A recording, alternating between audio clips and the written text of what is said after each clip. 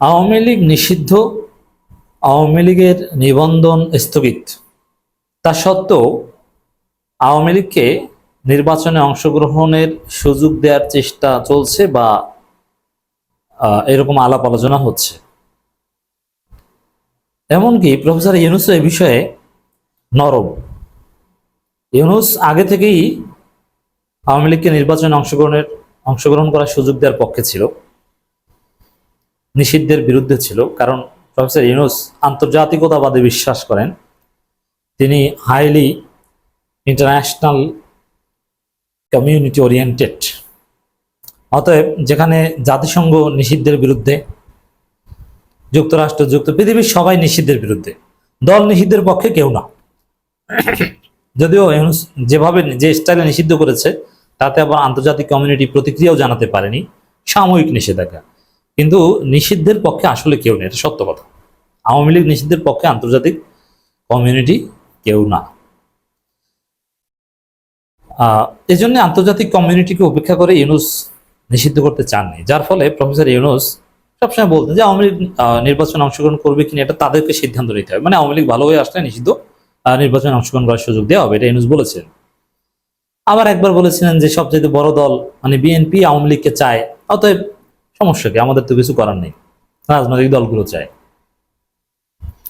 এর অর্থ প্রফেসর ইউনূস শুরু থেকেই তিনি প্রচন্ড ভারত বিরোধী, আওয়ামী লীগ বিরোধী, সব ঠিক আছে, বিচারের ক্ষেত্রে কমিটেড, কিন্তু আওয়ামী লীগকে নিষিদ্ধ করার পক্ষে ইউনূস কখনো ছিলেন না, এবং আওয়ামী লীগ নির্বাচনে অংশগ্রহণ করবে এটার পক্ষে প্রফেসর ইউনূস ছিলেন শুরু থেকে। এটা যারা জানেন না তাদেরকে জানিয়ে রাখছি। এটা স্পষ্ট, এটা গোপনে না, এটা প্রকাশ্যে ইউনূস এই অবস্থান নিয়েছেন, কারণ তিনি আন্তর্জাতিকতাবাদে বিশ্বাসী, এবং যেহেতু আন্তর্জাতিক কমিউনিটি কেউ নিষিদ্ধের রাজনীতি চায় না, যার ফলে তিনিও এটা চাননি। কিন্তু যেভাবে হোক না কেন, ছাত্র জনতা আন্দোলনের ফলে সরকার বাধ্য হয়ে আওয়ামী লীগ নিষিদ্ধ করেছে, আওয়ামী লীগের নিবন্ধন স্থগিত হয়েছে। এই জায়গায় এখনো আন্তর্জাতিক কোনো গোষ্ঠী অন্য কোনো ফরম্যাটে বা যেভাবেই হোক না কেন নির্বাচন, এটা চাইলে, সরকার চাইলে সম্ভব আওয়ামী লীগকে নির্বাচনে অংশগ্রহণ করার সুযোগ দেওয়ার চেষ্টা করছে। ইনক্লুসিভ ইলেকশনের কথা এখনো বলছে অনেকে, ইনক্লুসিভ বললেই সেখানে আওয়ামী লীগ সহ। আবার সেনাপ্রধান রিফাইন্ড আওয়ামী লীগের কথা বলেছে। আবার জাতিসংঘের মানবাধিকার কাউন্সিলও কিন্তু আসলে এই নিষিদ্ধের পক্ষে নয়, তারাও এই নিষিদ্ধের বিধান রাখায় এই আইসিটি অ্যাক্টে যে দল নিষিদ্ধ করা যাবে বিচার করে, এটা কিন্তু ক্ষুব্ধ হয়েছে জাতিসংঘের মানবাধিকার কাউন্সিল, যারা হাসিনাকে গণহত্যাকারী হিসাবে চিহ্নিত করেছে, আওয়ামী লীগকে গণহত্যাকারী হিসেবে চিহ্নিত করেছে, কিন্তু নিষিদ্ধের পক্ষে তারা, আবার নিষিদ্ধের আইন রাখায় তারা ক্ষুব্ধ, ভলকার তুর্ক ক্ষুব্ধ। এ কারণে এই যে সারা কুকের তৎপরতা আছে এখনো, ব্রিটিশ হাই কমিশনার, যে আওয়ামী লীগকে নির্বাচনে অংশগ্রহণ করার সুযোগ দেয়, একটা বড় দল, তারা বাংলাদেশে একটা বড় অংশের প্রতিনিধিত্ব করে। যুক্তরাষ্ট্র, ভারত তো চাই, আর ভারতের প্রভাব বিএনপির উপর আছে, আবার লন্ডনে বৈঠক হয়, আবার দেখেন আওয়ামী লীগ অনেকটা চুপচাপ। অন্য কোনো উপায়ে আওয়ামী লীগকে নির্বাচনে অংশগ্রহণ করার সুযোগ দেওয়ার চেষ্টা চলছে, যদি পারবে না, কিন্তু চেষ্টা চলছে। এটা আমাদের জানা দরকার না, চেষ্টা চলছে। এটা কেউ জানে না যে এই ধরনের চেষ্টা চলছে, কিন্তু ঘটনা কিন্তু চলছে। এটা নানানভাবে আওয়ামী লীগকে নির্বাচনে অংশগ্রহণের সুযোগ দেওয়া যেতে পারে। সেটা হচ্ছে এই আওয়ামী লীগের একটা ভিন্ন কমিটি গঠন করে, যে ঠিক আছে সাময়িক একটা নিবন্ধন দিয়ে দিল তাদের, যেহেতু মূল আওয়ামী লীগের নৌকা এটা স্থগিত হয়েছে, এটা বাদ অন্য একটা বেলি ফুল বা জবা ফুল মার্কায় নির্বাচন করবে, গমের শীষ বা যে কোনো একটা উদাহরণ দিলাম আর কি। নৌকা বাদ বৈঠা মার্কায় নির্বাচন করবে তারা, লগি বৈঠা মার্কা নির্বাচন হতে পারে।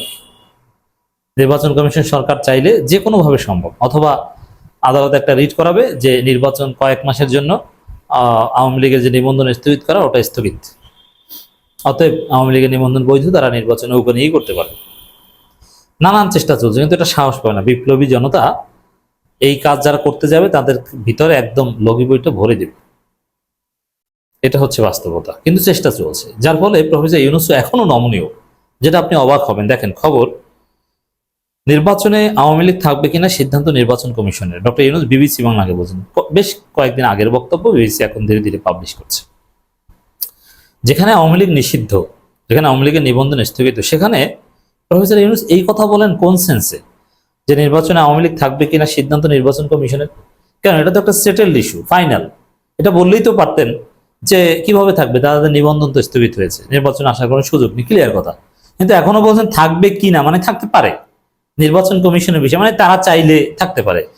প্রফেসর ইউনূস স্টিল নমনীয় যে আওয়ামী লীগকে নির্বাচনে অংশগ্রহণ করার সুযোগ দেওয়া যায় কিনা, নির্বাচন কমিশন দিতে পারে কিনা, চাইলে দিতে পারে। কত কঠোর কথা বলছেন না, কখনোই আওয়ামী লীগ নিষিদ্ধ, আওয়ামী লীগকে নির্বাচনের বাইরে রাখে, এগুলোর বিরুদ্ধে ইউনূস কখনোই জোরালো কথা বলেননি, কখনো বলেন। তো এই কারণে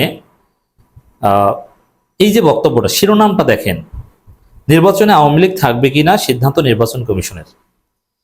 আওয়ামী লীগ নিষিদ্ধ এবং নিবন্ধন স্থগিত হওয়া সত্ত্বেও এই কথা বলার মানেটা কি? এই কথা বলা কি উচিত?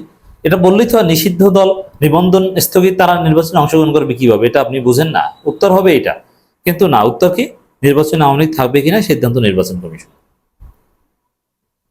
এর মানে গোপনে গোপনে আওয়ামী লীগকে নির্বাচনে সুযোগ দেওয়ার চেষ্টা চলছে, নানান চেষ্টা চলছে। ইউনূস নিজেই সেটা জানেন, সেনাপ্রধান চেষ্টা করবেন, অনেক ফাঁক ফকর খুঁজে নেবেন, এটা সম্ভব, এটা তো আমিও বলেছি। সরকার চাইলে ওই যে কোনো নিষিদ্ধ, নিবন্ধন স্থগিত, এগুলোর বিকল্প ওগুলো ঠিক রেখেও অন্য কোনোভাবে সম্ভব। কিন্তু বিপ্লবী জনতা, বললাম না যে বইটা ঢুকিয়ে দিবে। আগামী জাতীয় সংসদ নির্বাচনে আওয়ামী লীগ থাকবে কিনা সেটা নির্বাচন কমিশনের সিদ্ধান্ত বলে মন্তব্য করেছেন অন্তর্বর্তী সরকারের প্রধান উপদেষ্টা অধ্যাপক ডক্টর মোহাম্মদ ইউনূস। অথচ এই কথা বলার কোনো প্রশ্নই আসে না। ব্রিটিশ গণমাধ্যম বিবিসিকে দেওয়া সাক্ষাৎকার, বিবিসি একটা বাটপার মিডিয়া। বিবিসি বাংলা যেটা, এটা একদম ইন্ডিয়ান পলিসিতে চলে। একসময় বিবিসি বাংলা বলতে ওই শুভজ্যোতি ঘোষ বা কলকাতাদের বোঝাতো, এখন বাংলাদেশে তাদের কিছু সাংবাদিক তৈরি হয়েছে। কিন্তু ওই মোদির অ্যাসাইনমেন্ট ছাড়া এরা কোনো রিপোর্ট করে না। এরা দেখবেন যে আমাদের এই মহান বিপ্লবকে বলে পট পরিবর্তন, এটাকে বিপ্লবও বলে না, বিপ্লব তো বলে না, গণ অভ্যুত্থানও বলে না। এবং হাসিনা, আওয়ামী লীগ, এদেরকে রিপেট্রিয়েট করা বা এদের ইমেজ বৃদ্ধির জন্য নানান রিপোর্ট করে। বিবিসি বাংলা এটা ইন্ডিয়ান একটা এক্সটেনশন। আর বিবিসি আন্তর্জাতিকও দেখবেন যে ফিলিস্তিনের যে ক্রাইসিস, ইসরায়েলের যে গণহত্যা, এগুলোকে ধামাচাপা দেয় একপাক্ষিকভাবে। ফিলিস্তিনের ওই বিষয়টা তারা গোপন করে, এটা নানান আন্তর্জাতিক গবেষণায় উঠে এসেছে। তারা পক্ষপাতমূলক রিপোর্ট করে, তারা মানবতাকে স্বীকার করে না, এই কাজ করছে এরা। এটাও 12 জুন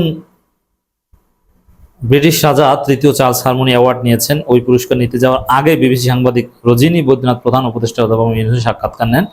ইংরেজি দেওয়া সাক্ষাৎকারটি কিছু অংশ প্রকাশ করেছে বিবিসি বাংলা। বিবিসি বাংলা প্রকাশিত সাক্ষাৎকারটি বিস্তারিত সাক্ষাৎকার। তবে মূল আমাদের এখানে আলোচ্য বিষয় এটা যে আওয়ামী লীগ নির্বাচনে অংশগ্রহণ, মানে বিবিসি বাংলা এই প্রশ্ন করারও মানে কি? নিষিদ্ধ হওয়া, নিবন্ধন স্থগিত হওয়ার পরও বিবিসি এই প্রশ্ন করে, এর মানে নানান মহল আওয়ামী লীগকে নির্বাচনে সুযোগ দেওয়ার চেষ্টা করছে। ইউনূস সেটা জানে, ইউনূস এই বিষয়ে নমনীয়।